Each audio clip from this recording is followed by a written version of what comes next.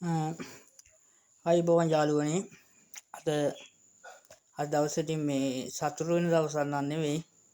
මොකද අද අපේ ලස්සන එලි දෙකක් පාලා තිබ්බා.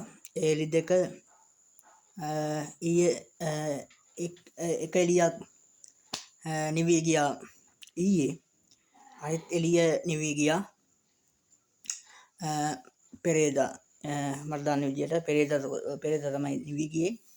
එකම දවසේ අපි ලස්සන එලි දෙකක් දැක්කා. ඒ එලි දෙක නිවී ගියා එකම දවස. අපි දන්නවා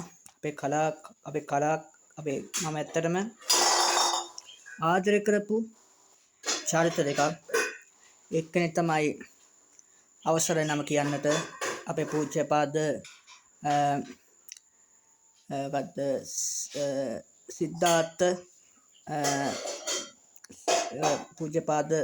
සිද්ධාර්ථ ස්වාමීන් වහන්සේ අපේ කලාවට අපමාන මෙහෙයක් කරපු උන්වහන්සේ නමක්.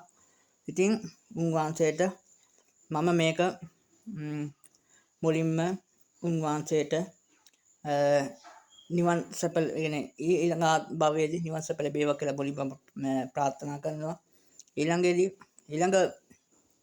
ඒ වගේම උන්වහන්සේ අපිට මතකයි බෞද්ධ ගීත රසක් ලියපු ඒ වගේ යතිවරයෙක් අපි දකිනවා. ඒ වගේම අපිට මතකයි අනන්තවත් ඔය ජනප්‍රිය ගායක ගායිකාවන්ට ගීත රසක් එබ්බෙට් ජයකුඩි මහත්මිය, චරිත බෙදාසිරි මහත්මිය, එතකොට ගත්තොත් එහෙම වික්ටර් රත්නායක මහත්මිය, සනත් නන්දසිරි මහත්මිය වැනි විශිෂ්ට ගායකයන්ට ගීත රසක් ලියා දුන්නු උන්වහන්සේ එතමත් අපේ නැතිවීම ගැන අපේ මුලින්ම කනගාටුව මෙන් ප්‍රකාශ කරනවා. ඊළඟ කාරණාව තමයි තවත් අපේ එළියක් අප නැතුණා. ඒ තමයි ආචාර්ය නන්දා මාලිනී මහත්මිය. එතුමිය ඊයේ රාත්‍රියේදී අපිට ආරංචි විදියට එතුමිය නැතිලා තියෙන්නේ එතුමියගේ නිවසේදීම. ඉතින් ඒක අපිට දුකක්.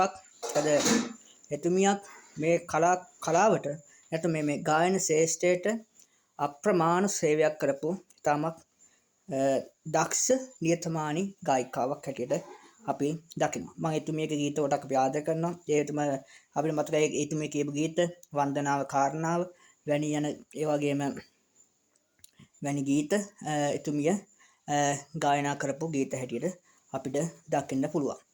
ඊළඟව තමයි එතුමිය ටෙලිනාට්‍ය චිත්‍රපටයක් විදිහට ලංකාවේ පළවෙනි චිත්‍රපටය වන වර්ණ චිත්‍රපටය වන රම්මුතු දුව චිත්‍රපටයේ නාද දිසාසේකර මහත්මයාත් ගායනා කරපු ඒ සුන්දර ගීතය අපිට රස මතකයක් හැටියට අපිට දකින්න පුළුවන්. ඉතින් එතුමියටත් නිවන් සැප ලැබේවා කියලා ප්‍රාර්ථනා කරනවා. හැබැයි මේ දෙපළ මේ නැත්නම් සිද්ධාර්ථ රමුක්කන ස්වාමින් වහන්සේට ප්‍රවීණ ඒ වගේම ආචාර්ය නන්දා මාලිනී මහත්මියටත් අපේ මම ඇත්තම එතුමියට මම හැම කලාකරුවටම ආදරය කරන ඒ වගේම එතුමියටත් මම මේ වීඩියෝ දැම්මේ ඒ දෙපළටම නිවන් සැප ලැබේවා කියලා ප්‍රාර්ථනා කරමින් මගේ වීඩියෝ එක මෙතනින් අවසන් කරනවා. ඔබ සැමට බොහොම ස්තුතියි.